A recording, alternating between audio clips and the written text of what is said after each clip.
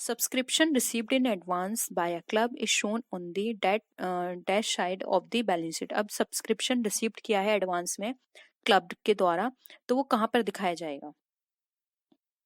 देखिए यहाँ पे ना सब्सक्रिप्शन रिसीव्ड की बात की जा रही है, वो भी कैसा रिसीव किया गया है? एडवांस में।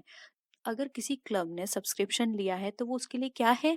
वो उसके लिए एज अ लाइबिलिटी है, क्योंकि अब उसको अपने यहाँ वो सर्विस पर्सन को देनी होंगी, क्योंकि उसने एडवांस में वो पैसा लिया है। इसलिए यहाँ पे option A liabilities right answer हो जाएगा। आप थोड़ा लॉजिक लगा के इन क्वेश्चंस को सारे कर सकते हैं, ठीक है। आई होप सबका ये आंसर करेक्ट है।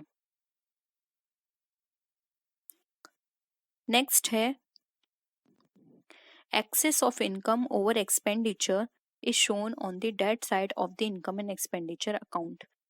आपने income and expenditure account prepare किया होगा तो ये आपने पता लगा होगा कि जब इनकम एक्सेस में होती है एक्सपेंडिचर से तो वो किस साइड शो की जाती है? क्रेडिट, डेबिट, अपर या लोअर? देखिए राइट आंसर होगा बी, डेबिट साइड में शो की जाएगी, और यहाँ पे अगर एक्सपेंडिचर हमारा एक्सेस में होगा तो वो हमारा क्रेडिट साइड शो किया जाएगा, ठीक है। तो ऑप्शन बी राइट आंसर है। नेक्स्ट है income and expenditure account is. अब जो इनकम एंड एक्सपेंडिचर अकाउंट है वो हमारा किस तरह का अकाउंट है? रियल है, नॉमिनल है, पर्सनल है, या फिर रिप्रेजेंटेटिव है? बताइए कैसा होगा हमारा इनकम एंड एक्सपेंडिचर। मैंने अभी आपको स्टार्टिंग में रूल्स बताए थे, उसके बेसिस पर आप ये बता सकते हैं। इनकम एंड एक्सपेंडिचर जो होता है वो हमारा कैसा होगा? नॉमिनल अकाउंट, क्योंकि ये इनकम एंड एक्सपेंडिचर अकाउंट के अंदर सारे इनकम एंड एक्सपेंडिचर्स आते हैं, और रियल अकाउंट में सारे असेट्स जाएंगे, पर्सनल अकाउंट में पर्सन या उसको रिप्रेजेंट करने वाली चीजें जाती हैं। रिप्रेजेंटेटिव अकाउंट हमारा होता ही नहीं है, ठीक है। तो ऑप्शन बी यहाँ पे हमारा राइट आंसर है। नेक्स्ट आते हैं sale of old newspaper is to be shown on the credit side of. अब देखिए यहाँ पे ओल्ड न्यूज़पेपर की बात की जा रही है, तो यहाँ पर वो क्रेडिट साइड में कहाँ दिखाया जाएगा? कैश बुक में, income and expenditure, balance sheet, या फिर ट्रेडिंग अकाउंट? तो देखिए यहाँ पे न्यूज़पेपर को सेल करने की बात की जा रही है, तो ये किसी बिजनेस की एक्टिविटी नहीं होगी, क्योंकि अगर ये बिजनेस का काम होता सिर्फ ये न्यूज़पेपर सेल करने का, तो वहां पर उसके लिए गुड्स लिख कर आता, इस तरह की चीजें नहीं लिख कर आती। तो देखिए बैलेंस शीट कट गई, ट्रेडिंग कट गई, अब बचा हमारा कैश बुक और इनकम एंड एक्सपेंडिचर अकाउंट। तो इनकम एंड एक्सपेंडिचर अकाउंट भी यहाँ पर नहीं होगा, वो सॉरी कैश बुक यहाँ पर नहीं होगा, ये होगा हमारा income and expenditure account. Income and expenditure account के ये क्रेडिट साइड में शो किया जाएगा, क्योंकि ये उसके लिए क्या है? एक तरह से असेट का काम कर रहा है, इनकम का काम कर रहा है, ठीक है। तो ऑप्शन बी यहाँ पे हमारा राइट आंसर है। नेक्स्ट क्वेश्चन पे आते हैं। Any written document in support of a business transaction is called a voucher, bill, carbon copy, expense bill. देखिए किसी भी बिजनेस ट्रांजेक्शन्स के सपोर्ट में कोई भी बिल देते हैं तो उसको क्या बोलते हैं? बताइए। देखिए कार्बन कॉपी नहीं होगा, क्योंकि कार्बन कॉपी तो किसी भी बिल की या किसी भी डॉक्यूमेंट का डुप्लीकेट हो गया। एक्सपेंस बिल नहीं होगा। बिल की बात करें तो बिल भी यहाँ पे नहीं होगा। क्यों नहीं होगा? क्योंकि यहाँ पे बिजनेस ट्रांजेक्शन्स की बात की जा रही है, और बिल किसी भी ट्रांजेक्शन में आ सकता है, जरूरी नहीं है वो बिजनेस हो, नॉन बिजनेस में भी आ सकता है। जब हम कोई भी परचेस करते हैं अपनी डेली लाइफ में तो वहां पर हम बिल लेते हैं उसका, ठीक है। तो हम वो बिजनेस नहीं कर रहे हैं, हमारे लिए वो बिल कहलाया जाता है, ठीक है। और वाउचिंग की बात करें तो अगर कोई भी पर्सन किसी चीज का बिजनेस करता है और वहां पर उसको बिल मिलता है तो वो उसके लिए वाउचर होगा, हमारे लिए वो बिल होगा और उसके लिए क्या होगा? वाउचर। तो यहाँ पे ऑप्शन ए वाउचर हमारा राइट आंसर हो जाएगा। नेक्स्ट है subscription received in advance. Again ये रिपीट है, ऐसा क्यों हो रहा है? ठीक है, सब्सक्रिप्शन रिसीव हुआ है एडवांस में, तो ऑप्शन सी राइट आंसर है, लायबिलिटी। नेक्स्ट है dash is given to promote sales. अब हमारी सेल को प्रमोट करने के लिए क्या दिया जाता है? Cash discount, trade discount, quantity discount, या फिर प्राइस डिस्काउंट? अब हम यहाँ पे ऑप्शंस को देख लेते हैं। कैश डिस्काउंट, देखिए कैश डिस्काउंट हमें दिया जाता है जब हम कैश की बात करते हैं कि कोई भी कैश हमें जल्दी से जल्द रिसीव हो जाए तो वहां पर हम कैश डिस्काउंट देते हैं। क्वांटिटी डिस्काउंट की बात की जाए तो क्वांटिटी डिस्काउंट मोस्टली इतना पॉपुलर नहीं है बिजनेस के अंदर, और क्वांटिटी डिस्काउंट यहाँ पर नहीं होगा क्योंकि यहाँ से हमारी जो सेल है वो प्रमोट नहीं हो रही है। प्राइस डिस्काउंट अगेन हमारा कैश डिस्काउंट का पार्ट है, तो ये दोनों कट गए हमारे, एंड कैश डिस्काउंट कट गया, बचा हमारा ट्रेड डिस्काउंट। तो ट्रेड डिस्काउंट दिया जाता है हमारा जो हमारी सेल होती है उसको प्रमोट करने के लिए। तो ऑप्शन यहाँ पर जो होगा हमारा बी राइट आंसर हो जाएगा। नेक्स्ट आते हैं, dash allowed to encourage early cash payment. Again अभी अभी मैंने आपको समझाया है कैश, ट्रेड, क्वांटिटी या प्राइस, तो इसका राइट आंसर हो जाएगा कैश डिस्काउंट। कैश को के पेमेंट को जल्दी से रिसीव करने के लिए हम कैश डिस्काउंट प्रोवाइड करते हैं कस्टमर्स को। नेक्स्ट है, the primary function of accounting is to. The अब प्राइमरी फंक्शन क्या है अकाउंटिंग का, हमें ये बताना है। Record economic data, provide the information basis for action, classifying and recording business transactions, या फिर अटेन नॉन इकोनॉमिक गोल्स। तो आप ये याद रखिए यहाँ पे प्राइमरी फंक्शन की बात की जा रही है। तो बताइए आपके अकॉर्डिंग क्या होगा इसका राइट आंसर। प्राइमरी फंक्शंस मैंने आपके साथ डिस्कस किए हुए हैं। देखिए प्राइमरी फंक्शंस की यहाँ पे बात करें तो राइट आंसर होगा यहाँ पे ऑप्शन नंबर सी, क्लासिफाई करना, रिकॉर्ड करना बिजनेस ट्रांजेक्शन ही अकाउंटिंग का सबसे पहला काम है। इसके बाद फर्दर काम आते हैं जैसे कि लेजे उसको समराइज करना, उसको एनालाइज करना, कम्युनिकेट करना, ये अदर फंक्शंस हैं। ठीक है, तो ऑप्शन सी यहाँ पे हमारा क्या हो जाएगा, राइट आंसर हो जाएगा। ये देख लीजिए यहाँ पर पहले आइडेंटिफाई करते हैं, ठीक है, ट्रांजेक्शन्स को आइडेंटिफाई करना, रिकॉर्डिंग, क्लासिफाइंग, उसके बाद आता है हमारा समराइजिंग, एनालाइजिंग, इंटरप्रेटिंग, कम्युनिकेशन। ये इस तरह से इसके फंक्शंस होते हैं। तो प्राइमरी में आता है आइडेंटिफाई करना, रिकॉर्डिंग करना, एंड देन क्लासिफाई करना। आइडेंटिफाई में आता है कि पहले ये आइडेंटिफाई किया जाता है कि ये ट्रांजेक्शन हमारा इकोनॉमिक है या नहीं, क्योंकि आपको पता है हमेशा वो वाले ट्रांजेक्शन इसमें रिकॉर्ड किए जाते हैं जो कि इकोनॉमिक या फिर नॉन मॉनेटरी, इकोनॉमिक और मॉनेटरी एस्पेक्ट में हमारे डिफाइन किए जाते हैं। ठीक है, नेक्स्ट आते हैं, the basic function of financial accounting is to record all business transactions, interpret the financial data, assist the management in performing functions effectively, information to management। बताइए, तीन ही है इसके ऑप्शंस, क्या होगा इसका राइट आंसर। आपको फाइनेंशियल अकाउंटिंग का बताना है। तो देखिए फाइनेंशियल अकाउंटिंग के बेसिक प्रिंसिपल की हमें बात करें तो इसमें सारी चीज़ें ऐसी हैं जो कि फर्दर आएंगी, पहले तो हमें उनको रिकॉर्ड करना है। तो यहाँ पर रिकॉर्ड ऑल बिजनेस ट्रांजेक्शन हमारा फर्स्ट है, उसके बाद हम उसको वही क्लासिफाई करेंगे, ठीक है, समराइज करेंगे, तब इंटरप्रेट करेंगे। ठीक है, तो ऑप्शन ए राइट है। नेक्स्ट है, the convention of conservatism applicable. कहाँ पर होता है हमारा convention of conservatism, in providing for discount on creditors, in making provision for bad and doubtful dates, in making provision for depreciation, या फिर इन making provisions for contingencies. बताइए, conventions की यहाँ पे बात की जा रही है। देखिए कन्वेंशन ऑफ कंजर्वेटिज्म के अंदर हमारे जितने भी लॉस होते हैं उनको ध्यान में रख के ये चीज की जाती है। यहाँ पर हमारे जितने भी प्रॉफिट्स होते हैं इनको इग्नोर किया जाता है। ठीक है, तो उनके लिए प्रोविजंस बनाए जाते हैं जितने भी हमारे लॉस हैं।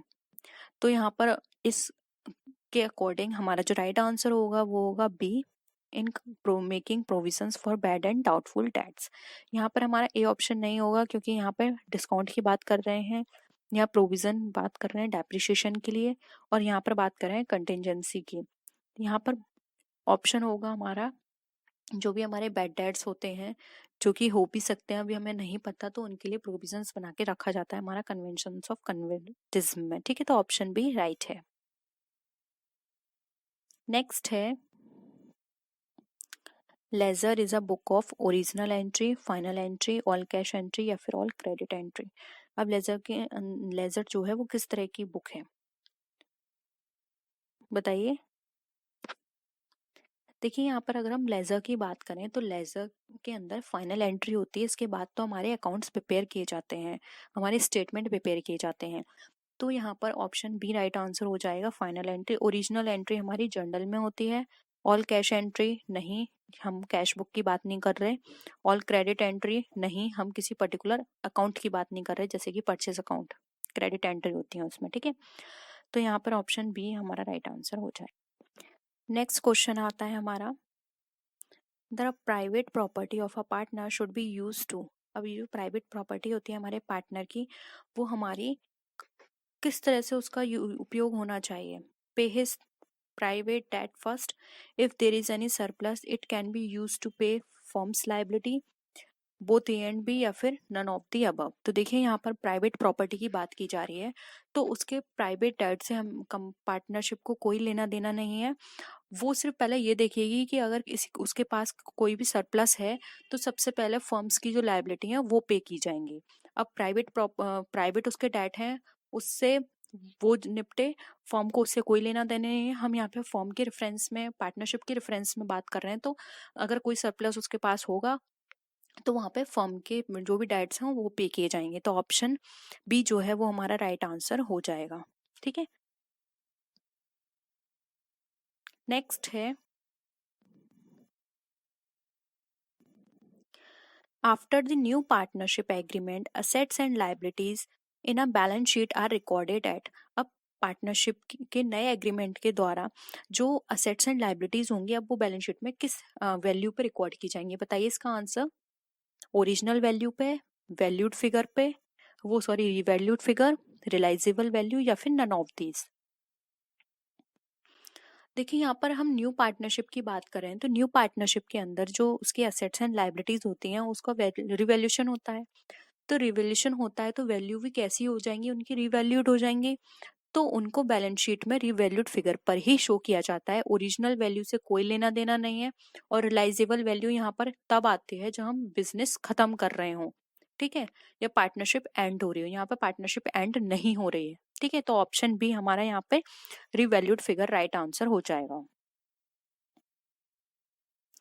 आई होप यहाँ तक आपको सारे क्वेश्चंस क्लियर हो रहे हैं।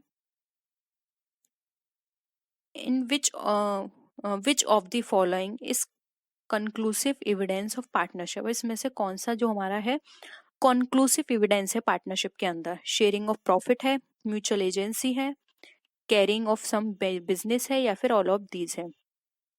देखिए यहाँ पे कंक्लूसिव एविडेंस की बात कर रहे हैं, बताइए किस तरह से होगा। देखिए कंक्लूसिव एविडेंस जो होते हैं वो हमारे डिपेंड करते हैं कि उनके बीच में किस तरह का एग्रीमेंट हुआ है, उनकी म्यूचुअल एजेंसी कैसी है, उसके बेसिस पर सारे निर्णय लिए जाएंगे, ठीक है। उन्होंने एग्रीमेंट कैसा किया उसके बेसिस पर।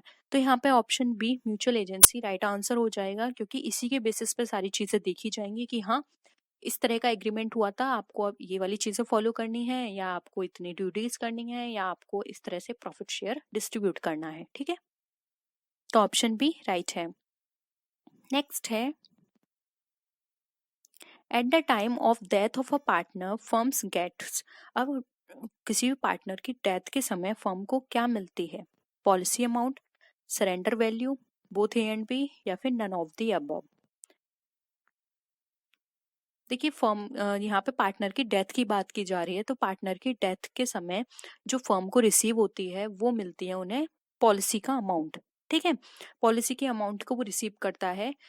सरेंडर वैल्यू यहाँ पर नहीं आई, सरेंडर वैल्यू तो तब मिलती है जब वहां पे वो सरेंड करे, ठीक है, तब वहां पे सरेंडर वैल्यू उसको मिलेगी। यहाँ पे सरेंडर वैल्यू से कोई लेना देना नहीं है। यहाँ पर डेथ के बाद, जैसे कि मैंने कल ही आपको जॉइंट लाइफ पॉलिसी बताई थी, तो उसमें मैंने आपको बताया था कि अगर किसी की डेथ हो जाती है, या फिर फर्म जो है, या सॉरी जो हमारी जॉइंट लाइफ पॉलिसी है वो मैच्योर हो जाती है, डेथ हो या मैच्योरिटी हो, उनमें से जो भी पहले होगा विच एवर इज अर्लियर, उसी के बेसिस पर अमाउंट मिलेगा आपको, ठीक है। तो यहाँ पे डेथ की बात की जा रही है, तो हम ये एज्यूम करके चल रहे हैं कि अभी जो उसकी मैच्योरिटी है वो नहीं हुई है, तो यहाँ पे पॉलिसी अमाउंट उसका पूरा मिल जाएगा, ठीक है। तो ऑप्शन ए राइट आंसर है। नेक्स्ट है, ये भी मैंने आपके साथ डिस्कस किया हुआ है question. Under capitalisation method goodwill is calculated by, अब कैपिटलाइजेशन मेथड में बताना है कि हमें गुडविल किस तरह से ट्रीटमेंट होता है। नंबर ऑफ ईयर्स परचेज को जो हम एवरेज प्रॉफिट से मल्टीप्लाई करते हैं तब होगा। सेकंड ऑप्शन है जो सुपर प्रॉफिट्स हैं उससे मल्टीप्लाई करेंगे नंबर ऑफ ईयर परचेज को। थर्ड ऑप्शन है एवरेज प्रॉफिट में जो हम डिवाइड कर देंगे एक्सपेक्टेड रेट ऑफ रिटर्न, या फिर जो सुपर प्रॉफिट होगा उसमें हम डिवाइड करेंगे एक्सपेक्टेड रेट ऑफ रिटर्न। तो कैपिटलाइजेशन के अंदर गुडविल कैसे कैलकुलेट की जाती है, इसका मैंने आपको एक क्वेश्चन भी कराया था, अगर आपको याद हो तो। जब हम थ्योरी क्लास कर रहे थे तो उसमें मैंने आपके साथ डिस्कस किया था, या फिर मैंने इससे पहले अगर आप यूपी टीसीटी और पीजीटी की भी क्लास लेते हैं तो उसमें भी मैंने कैपिटलाइजेशन मेथड पे एक क्वेश्चन आपको डिस्कस किया था गुडविल का। बताइए। देखिए कैपिटलाइजेशन मेथड में क्या होता है, जो भी हमारा सुपर प्रॉफिट निकल कर आता है उसमें हमारा जो एक्सपेक्टेड रेट ऑफ रिटर्न होता है उसको हम डिवाइड करते हैं, तो हमारी जो वैल्यू निकल कर आती है वो हमारी होती है गुडविल की वैल्यू, और जितने भी ईयर्स होते हैं उसके साथ मल्टीप्लाई करके हम निकाल लेते हैं। लेकिन यहाँ पे तो सिर्फ गुडविल की वैल्यू दी है, तो यहाँ पर सुपर प्रॉफिट में जो हम डिवाइड करेंगे एक्सपेक्टेड रेट ऑफ रिटर्न तो वहां पर हमारी गुडविल अमाउंट निकल कर आ जाएगा। तो ऑप्शन डी यहाँ पे हमारा राइट आंसर है। नेक्स्ट है, in which of the following accounting entries are made at the book value of assets and liabilities। अब इसमें से हमें बताना है कौन सी अकाउंट में हमारी जो अकाउंटिंग एंट्रीज हैं वो बुक वैल्यू पर रिकॉर्ड की जाती हैं, रिवैल्यूएशन अकाउंट में, रियलाइजेशन, कैपिटल या फिर सस्पेंस अकाउंट में। बताइए। देखिए यहाँ पे बुक वैल्यू की बात करें तो ये तब ट्रीटमेंट इस तरह का किया जाता है जब हम अपनी वैल्यू का जो भी हमारे एसेट्स हैं उनको उनका रियलाइजेशन करते हैं कि रियल में कितनी वैल्यू वहां पर हमारी निकल कर आ रही है, तब हम वहां पर बुक वैल्यू पर उनको शो करते हैं। ठीक है, तो यहाँ पर ऑप्शन बी जो है वो हमारा राइट आंसर हो जाएगा। आई होप ये भी आपको क्वेश्चन क्लियर है। अब थोड़ा जल्दी जल्दी मैं इसलिए कर रही हूँ क्योंकि टाइम बहुत हो चुका है। नेक्स्ट है, और फिर भी आपको कोई क्वेश्चन में डाउट है तो प्लीज, अब तो मैंने यहाँ पे नंबर मेंशन कर रखे हैं, आप नंबर मुझे बता दीजिएगा, मैं जो भी नेक्स्ट क्लास होगी उसमें डिस्कस कर लूंगी उन सारे क्वेश्चंस को। नेक्स्ट है, retirement of a partner leads to dash of remaining partner, यानी कि अगर कोई भी पार्टनर रिटायरमेंट लेता है, रिटायर होता है, तो वहां पे जो रिमेनिंग पार्टनर्स होंगे वहां से वो लीड करेगा, क्या किस चीज में लीड करेगा? प्रॉफिट शेयरिंग रेशो में गेन में लीड करेगा, लॉस में करेगा, no change in profit sharing ratio, या फिर नन ऑफ द अबव। बताइए। देखिए यहाँ पर रिटायरमेंट की बात की जा रही है, तो कोई भी पार्टनर जो है जब वो रिटायरमेंट लेता है तो उसको प्रॉफिट शेयरिंग रेशो में गेन होता है। ठीक है, क्योंकि वो बीच में कभी भी रिटायरमेंट ले सकता है, तो हो सकता है कि उसके रिटायरमेंट लेने के बाद ही कंपनी में लॉस आ जाए, लेकिन वो तो लॉस उसको बियर करना ही नहीं पड़ेगा क्योंकि वो तो ऑलरेडी निकल चुका है। तो यहाँ पे गेन की सिचुएशंस रहती हैं, इसलिए यहाँ पे gain in profit sharing ratio हमारा करेक्ट आंसर हो जाएगा। तो ऑप्शन बी सॉरी ए हमारा राइट आंसर है। नेक्स्ट क्वेश्चन पे आते हैं, the current account of a partner, यानी कि जो करंट अकाउंट होता है किसी पार्टनर का वो क्या बताएगा? may have a debit or credit balance, will always have a debit balance, will always have a credit balance, या फिर will never have a balance। तो देखिए यहाँ पे हम करंट अकाउंट की बात करें, करंट अकाउंट का मतलब यहाँ पर होता है कि यहाँ पर उस पार्टनर के द्वारा जो भी ट्रांजेक्शन्स किए गए हैं कंपनी से के साथ वो सारे रिकॉर्ड यहाँ पर होते हैं। अब हो सकता है कि उसने कंपनी से कोई ड्राइंग की हो, ये हो सकता है कि उसने कंपनी को कुछ लोन दिया हो, तो दोनों ही तरह के ट्रांजेक्शन्स हो सकते हैं। तो अब दोनों तरह के ट्रांजेक्शन्स होंगे तो हो सकता है कुछ का अमाउंट ज्यादा हो, कुछ का अमाउंट कम हो, इसलिए यहाँ पर डेबिट बैलेंस भी आ सकता है, क्रेडिट बैलेंस भी आ सकता है। तो ऑप्शन ए हमारा राइट आंसर हो जाएगा। आई होप सबका ये वाला आंसर क्लियर है। नेक्स्ट आते हैं, guaranteed profit is given to. बताइए गारंटीड प्रॉफिट किसको दी जाएगी? जल्दी जल्दी आंसर करिए, बहुत टाइम हो चुका है, हमें जल्दी से ये क्वेश्चंस 60 कंप्लीट करने हैं। देखिए रिटायरिंग पार्टनर दे रखा है, incoming partner, heirs of the deceased partner, या फिर all of these. Guaranteed profit की बात करें तो देखिए रिटायरिंग पार्टनर को गारंटीड प्रॉफिट देने का कोई मतलब नहीं बनता, उसको जो पहले से उसको बताया गया है कि आपके पास आपको इतना शेयर दिया जाएगा वो सिर्फ उतना ही दिया जाएगा, गारंटीड का कोई मतलब नहीं है, और अगर नहीं हुआ है तो नहीं दिया जाएगा। सेम वही डिसीज पार्टनर का है कि अगर हुआ है तो दे देंगे, नहीं हुआ है तो नहीं देंगे। तो यहाँ पे ऑल ऑफ दीज भी ऑप्शन कट गया, थर्ड भी कट गया एंड फर्स्ट भी कट गया, पर बचा हमारे पास सेकंड, जो कि हमारा करेक्ट। देखिए इनकमिंग पार्टनर को गारंटेड प्रॉफिट इसलिए दिया जाता है क्योंकि बीच में अगर कोई पार्टनर आता है तो पहले उसको कुछ ना कुछ तो ऐसा प्रॉफिट होना चाहिए ना, जिससे उसे लगे कि हाँ मुझे इस कंपनी में एंटर होना चाहिए, इस कंपनी में अपनी इन्वेस्टमेंट करनी चाहिए। ठीक है, तो वहां पर अगर कोई पार्टनर पार्टनरशिप फॉर्म के अंदर आ रहा है तो आप उसको कुछ गारंटेड प्रॉफिट दोगे तभी वो एंटर करेगा, नहीं तो वो आपके बिजनेस के अंदर क्यों एंटर करेगा। इसलिए यहाँ पे ऑप्शन बी हमारा राइट आंसर है। नेक्स्ट क्वेश्चन है, which of these is not an essential feature of a partnership form. अब इसमें से कौन सा एसेंशियल फीचर नहीं है पार्टनरशिप फॉर्म का, आपको ये बताना है। Mutual agency, compulsory registration, association of two or more person or existence of business. देखिए यहाँ पे एसेंशियल फीचर की बात की गई है जो नहीं है। तो देखिए हमने जब थ्योरी क्लासेस करी थी तब वहाँ पे मैंने आपके साथ इसके फीचर्स को डिस्कस किया था। तो अगर आपको वो पता है तो आप इजीली इसका आंसर कर सकते हैं। रिकॉल करिए कौन कौन से फीचर्स हमने वहाँ पर आपके साथ डिस्कस किए थे। देखिए यहाँ पर दे रखा है म्यूचुअल एजेंसी, ये बिल्कुल करेक्ट है। ये वाला फीचर तो होता है, मैंने आपको बताया था म्यूचुअल एजेंसी के बेस पर ही तो ये पूरा बिजनेस खड़ा होता है, ये पूरा बिजनेस वो कर पाते हैं। Association of two or more person बहुत ही इंपॉर्टेंट है बिजनेस किसी पार्टनरशिप के लिए कि दो या दो से ज्यादा पर्सन होने चाहिए, ये भी सही है। एग्जिस्टेंस ऑफ बिजनेस, किसी इकोनॉमिक एक्टिविटी को लेकर ही पार्टनरशिप होनी चाहिए। ठीक है, अब यहाँ पर आ रहा है नॉट। तो देखिए कंपलसरी रजिस्ट्रेशन ये इसका पार्ट नहीं है, इसलिए ऑप्शन टू कंपलसरी रजिस्ट्रेशन हमारा राइट आंसर हो जाएगा। किसी पार्टनरशिप के लिए रजिस्ट्रेशन कराना कंपलसरी नहीं होता है। ठीक है, तो टू आंसर इसका है। नेक्स्ट आते हैं, identify which of the following partnership characteristics is a disadvantage. अब हमें बताना है इसमें से कौन सा डिसएडवांटेज है। Voluntary association, minimal legal restrictions, limited liability या फिर नन ऑफ दीज। तो देखिए यहाँ पे डिसएडवांटेज की बात की गई है। वॉलेंटरी एसोसिएशन किसी भी तरह का डिसएडवांटेज नहीं है। मिनिमम लीगल रिस्ट्रिक्शन ये तो बेनिफिट है, एडवांटेज की तरह है। और लिमिटेड लाइबिलिटी ये उस केस में है जब हमारी लिमिटेड लाइबिलिटी पार्टनरशिप होती है, तो ये भी एक तरह से फीट उनके लिए एडवांटेज है। तो यहाँ पे करेक्ट एडवांटेज के लिए बारे में पूछा गया है, तो इनमें से कोई भी डिसएडवांटेज नहीं है, तो ऑप्शन डी हमारा राइट आंसर हो जाएगा। ठीक है,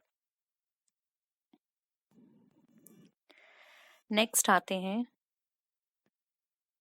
when a partner is given guarantee lay the other partner loss on such guarantee will be borne by।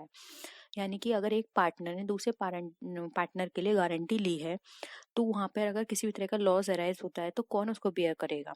Partner giving guarantee, partner with highest ratio, partnership firm या फिर all the other partner firm है ये। तो बताइए, बहुत easy है, आप इसका आंसर कर सकते हैं, जल्दी जल्दी कमेंट करिए। देखिए कोई भी पार्टनर अगर उसने गारंटी ली है किसी भी पार्टनर की, और अगर वो वाला पार्टनर अपनी ड्यूटी नहीं करता है या उसकी वजह से कोई भी लॉस होता है, तो जिसने गारंटी ली है सिर्फ उसी को बेयर करना पड़ेगा, रिमेनिंग पार्टनर्स उसको बेयर नहीं करेंगे। तो यहाँ पर ऑप्शन ए हमारा राइट आंसर हो जाएगा, पार्टनर गिविंग गारंटी। ठीक है, नेक्स्ट क्वेश्चन है, the sacrifice of an old partner is equal to. अब जो सेक्रीफाइस है वो ओल्ड पार्टनर का किसके बराबर होना चाहिए। New share minus old share, old share minus new share, both A and B या फिर नन ऑफ दीज। बताइए। देखिए new share minus old share तो हमारा गेनिंग रेशियो होता है, यहाँ पर पूछना है सेक्रीफाइसिंग रेशियो, जल्दी बताइए। इसका आंसर होगा बी। ओल्ड शेयर में जब हम न्यू शेयर को माइनस करते हैं तो हमारा सेक्रीफाइसिंग रेशियो निकल कर आता है, इसलिए ऑप्शन बी हमारा राइट आंसर हो जाएगा। नेक्स्ट आते हैं, what type of account is revaluation account. अब इसमें से कौन सा हमारा रिवैल्यूएशन अकाउंट का टाइप है। पर्सनल, नॉमिनल, रियल या फिर नन ऑफ दीज। बताइए रिवैल्यूएशन अकाउंट जो होता है हमारा कौन सा अकाउंट कहलाता है। मैंने आपको बहुत अच्छे से अब ये समझा दिया है, मुझे नहीं लगता कि आपको कोई प्रॉब्लम होनी चाहिए। रिवैल्यूएशन अकाउंट हमारा नॉमिनल अकाउंट होता है। ठीक है, तो ऑप्शन बी राइट है। नेक्स्ट है, liability of a partner in a partnership firm. अब पार्टनरशिप फर्म में पार्टनर की लायबिलिटी कैसी होती है, लिमिटेड, अनलिमिटेड, रिस्ट्रिक्टेड या फिर अनडिफाइंड। बताइए। किसी भी पार्टनरशिप में जब तक वो बताई ना गई हो कि ये पर्टिकुलर लिमिटेड वाली है, किस तरह की पार्टनरशिप है, तो वहाँ पे जो पार्टनर की लायबिलिटी होती है वो अनलिमिटेड होती है, तो ऑप्शन बी यहाँ पे हमारा राइट है। ठीक है, नेक्स्ट है, अब यहाँ पे हमारे को क्वेश्चन में पूछा गया है which of the following factors generally contribute to the value of goodwill of the firm, यानी कि एक गुडविल में कौन कौन से फैक्टर्स जो अपना कंट्रीब्यूशन देते हैं। Quality of goods sold by firm, reputation of the owners, risk involve in business, या फिर ऑल ऑफ द अबव। बताइए इसका आंसर। देखिए यहाँ पे गुडविल की बात की जा रही है, तो अगर कोई भी फर्म अच्छा प्रोडक्ट बेचती है, क्वालिटी उसकी अच्छी होती है, तो वहाँ पर उसकी गुडविल इंक्रीज होगी, ये तो सही है पॉइंट। फिर है रेपुटेशन ऑफ ओनर्स, यस, अगर आपको पता चले कि किसी बिजनेस के अंदर अभी कोई पर्सन है जो कि बहुत फेमस है और वो वहाँ पे उसके साथ इंक्लूड हो गया है, तो आपके लिए उस कंपनी को लेकर उसकी रेपुटेशन बढ़ जाएगी, ये भी सही है। फिर है रिस्क इन्वॉल्व इन बिजनेस, आपको ये भी पता है कि अगर किसी भी बिजनेस में रिस्क ज्यादा होता है तो वहाँ पे प्रॉफिट भी ज्यादा होता है, और प्रॉफिट ज्यादा होगा तो वही गुडविल तो उसकी होगी होगी मार्केट में, तो इसीलिए ये भी सही है, तो ऑप्शन डी राइट आंसर हो जाएगा ऑल ऑफ दीज। ठीक है, नेक्स्ट क्वेश्चन है, एज पर partnership act which of these rights are available to a partner, कौन से राइट्स जो है पार्टनर को दिए जाते हैं। Bonus, salary, commission, equal profit. बताइए। देखिए पार्टनरशिप एक्ट के अकॉर्डिंग उसको अगर हम यहाँ पर बात करें, इक्वल प्रॉफिट होना चाहिए, जबकि पार्टनरशिप एक्ट में बोनस, सैलरी और कमीशन के लिए कोई बात नहीं कही गई है। ये कंपनी के पार्टनर वो पार्टनरशिप के ऊपर डिपेंड करता है कि पार्टनरशिप डीड में अगर पार्टनर्स ने मेंशन किया है कि इतना इतना दिया जाएगा बोनस, सैलरी या कमीशन, तब वो दे सकते हैं, लेकिन पार्टनरशिप एक्ट के अंदर ये नहीं बताया गया है। ठीक है, तो ऑप्शन डी यहाँ पे हमारा राइट आंसर है। उसमें सिर्फ ये मेंशन किया गया है कि अगर कोई भी वहाँ पे वो लोग डीड नहीं करते हैं तो वहाँ पे आपस में प्रॉफिट शेयर को भी इक्वली डिस्ट्रीब्यूट करेंगे। नेक्स्ट है, goodwill in a partnership firm can be valued at the time of, अब जो पार्टनरशिप की अंदर जो गुडविल होती है वो कब कैलकुलेट की जाती है। एडमिशन पर, रिटायरमेंट पे, डेथ पे, या फिर ऑल ऑफ दीज। बताइए। ऑलरेडी मैं आपको ये थ्योरी में बता चुकी हूँ, अगर आपने वो सारे चैप्टर्स करे होंगे तो आज के क्वेश्चंस आपके सारे सही जाएंगे। और प्लीज मुझे कमेंट सेक्शन में बताइएगा आपके कितने मार्क्स के क्वेश्चन जो हैं वो सही हुए हैं, कितने गलत हुए हैं और क्यों गलत हुए हैं। प्लीज प्लीज प्लीज, अब इतने मेहनत मैंने करी है तो थोड़ी सी मेहनत आप भी करिए। ठीक है, देखिए गुडविल, अगर कोई पार्टनर एडमिशन ले रहा है, रिटायर हो रहा है या फिर डेथ हो रही है, ये सभी केसेस में गुडविल को हम कैलकुलेट करेंगे एडमिशन के टाइम पर, क्योंकि उससे मंगाते हैं हम उतना अमाउंट, रिटायरमेंट में उसको देना पड़ता है, डेथ के टाइम में उसके हेयर जो लीगल रिप्रेजेंटेटिव है उसको देना होगा। ठीक है, तो इन सारे कंडीशंस में गुडविल हमारी कैलकुलेट होती है, तो ऑप्शन डी यहाँ पे हमारा राइट आंसर है। कुछ और क्वेश्चंस भी हैं, चलो उनको भी कर लेते हैं। वैसे हमने टॉप 60 बोला था, एक दो क्वेश्चंस और हैं। प्रॉफिट और loss on the revaluation evaluation of share among the partners in that ratio, बताइए किस रेशो में यहाँ पर मूल्यांकन होता है। Old profit sharing, new profit sharing, sacrificing ratio, या फिर यहाँ पर आएगा इक्वल। बताइए। देखिए जो भी प्रॉफिट एंड लॉस का रिवैल्यूएशन हम करते हैं तो वो हमारा profit new profit sharing ratio जो होता है उस पे किया जाता है। ठीक है, तो ऑप्शन यहाँ पे बी हमारा राइट आंसर है। नेक्स्ट है, at the time of retirement of a partner the existing profit and loss balance is transferred to which account। अब रिटायरमेंट के टाइम पर जो भी प्रॉफिट एंड लॉस का है एग्जिस्टिंग पार्टनर का, वो कहाँ पे ट्रांसफर किया जाएगा। रियलाइजेशन, रिवैल्यूएशन, गुडविल, या फिर एग्जिस्टिंग पार्टनर्स कैपिटल अकाउंट। बताइए।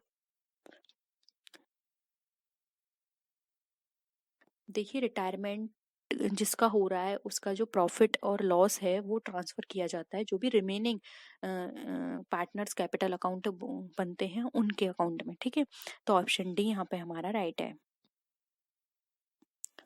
नेक्स्ट है, dissolution of partnership firm all firm between all the partners of firm is called, यानी कि जब पार्टनर्स के बीच में डिसोल्यूशन हो जाता है तो वो क्या कहलाता है।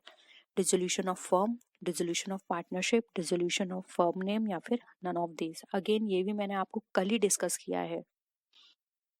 फर्म के बीच, ये फर्म के जितने भी पार्टनर्स हैं सबके बीच में डिसोल्यूशन हुआ है, तो बताइए क्या कहा जाएगा इसको।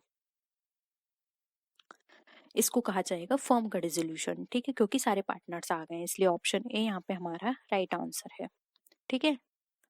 आई होप ये वीडियो, ये क्वेश्चंस आपको पसंद आए होंगे। आपके कितने मार्क्स आए please please please comment section में ज़रूर बताइए। फीडबैक भी ज़रूर दीजिएगा कि क्वेश्चन का लेवल आपको कैसा लगा। और किसी भी तरह की कोई भी क्वेरी हो तो प्लीज़ ज़रूर पूछ सकते हैं। नेक्स्ट वीडियो में फिर मिलते हैं आपसे और भी अच्छी वीडियोज़ के साथ। तब तक के लिए टेक केयर, बाय बाय।